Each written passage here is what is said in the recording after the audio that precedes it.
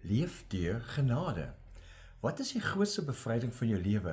Nie kom uit jou prestasies of jou titels of jou besittings nie, maar uit God se genade wat alreeds so lank voor jou geboorte jou gekoester het.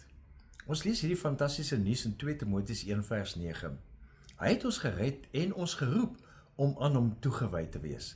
Dit het hy gedoen nie op grond van ons dade nie, maar op grond van sy eie besluit en die genade wat hy van ewigheid af in Christus Jesus aan ons geskenk het. Ons leef in 'n wêreld waar ons gemeet word en ons waarde bepaal word deur sogenaamde output. Dis nou jou ure, jou wins, jou volgelinge, jou vermoë om konstant te perform. Om besig te wees het al 'n soort van 'n heilige beginsel geword. Maar 2 Timoteus 1 vers 9 wil ons aan 'n meer betekenisvolle realiteit herinner. En dit is dat jou roeping nie rus op jou dade nie, maar op God se besluit en God se genade. Dit begin nie by jou output nie, maar by God se input in ons lewens. En dis radikaal bevrydend.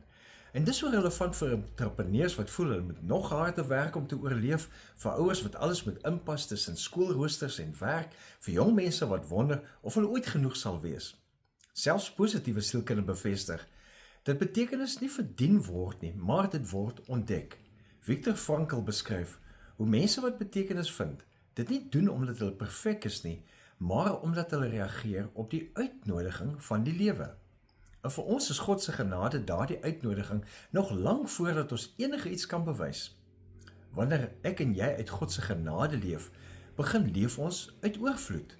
Ons doen die goeie omdat ons reeds die goeie van God ontvang het.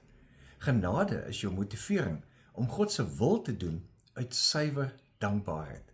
So vandag, leef as iemand wat reeds geroep is, want jy is so. Leef uit hierdie genade.